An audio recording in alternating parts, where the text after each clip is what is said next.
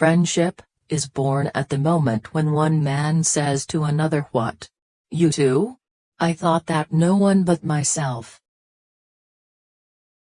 Someday you will be old enough to start reading fairy tales again.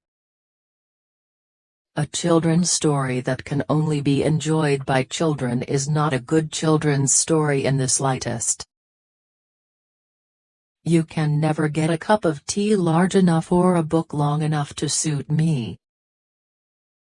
If we find ourselves with a desire that nothing in this world can satisfy, the most probable explanation is that we were made for another world. The Christian does not think God will love us because we are good, but that God will make us good because He loves us. Eating and reading are two pleasures that combine admirably.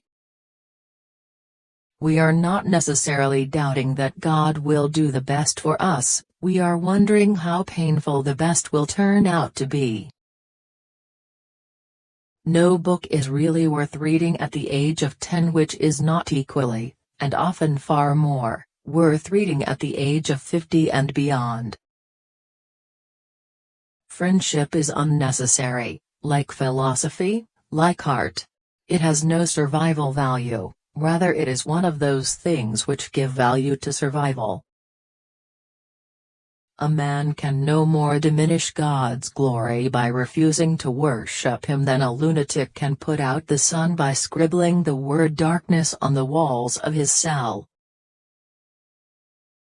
Crying is all right in its way while it lasts. But you have to stop sooner or later, and then you still have to decide what to do. I have learned now that while those who speak about one's miseries usually hurt, those who keep silence hurt more. Pain insists upon being attended to. God whispers to us in our pleasures, speaks in our consciences, but shouts in our pains. It is His megaphone to rouse a deaf world. Love is not affectionate feeling, but a steady wish for the loved person's ultimate good as far as it can be obtained. Atheism turns out to be too simple. If the whole universe has no meaning, we should never have found out that it has no meaning.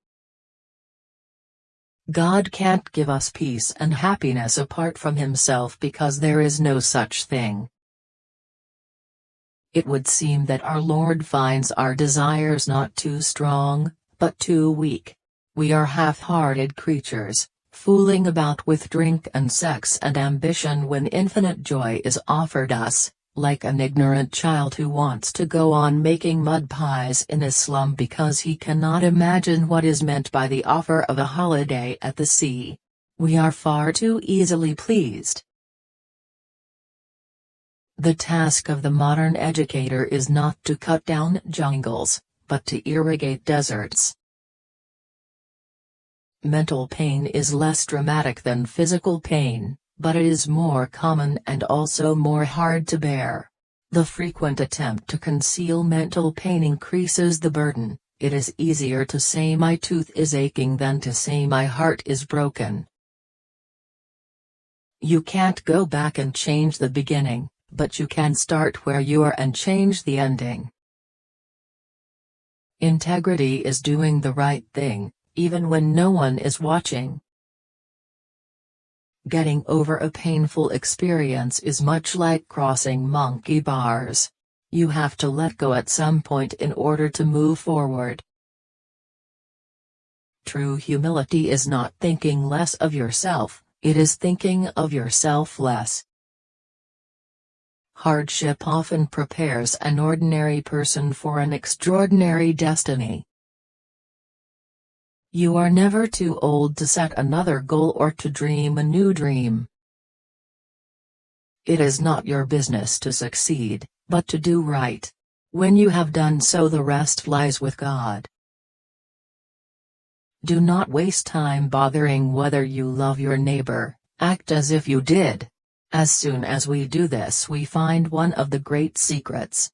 When you are behaving as if you loved someone, you will presently come to love him.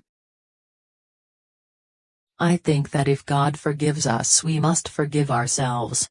Otherwise, it is almost like setting up ourselves as a higher tribunal than Him. Put first things first and second things are thrown in. Put second things first and you lose both first and second things. The great thing, if one can, is to stop regarding all the unpleasant things as interruptions of one's own, or real life. The truth is, of course, that what one calls the interruptions are precisely one's real life, the life God is sending one day by day. And out of that hopeless attempt has come nearly all that we call human history: money, poverty, ambition, war, prostitution, classes, empires, slavery, the long terrible story of man trying to find something other than God which will make him happy. What seem our worst prayers may really be, in God's eyes, our best.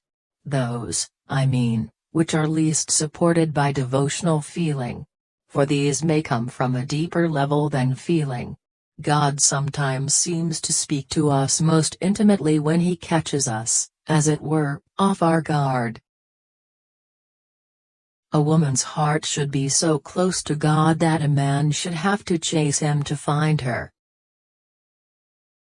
Aim at heaven and you will get earth thrown in. Aim at earth and you get neither.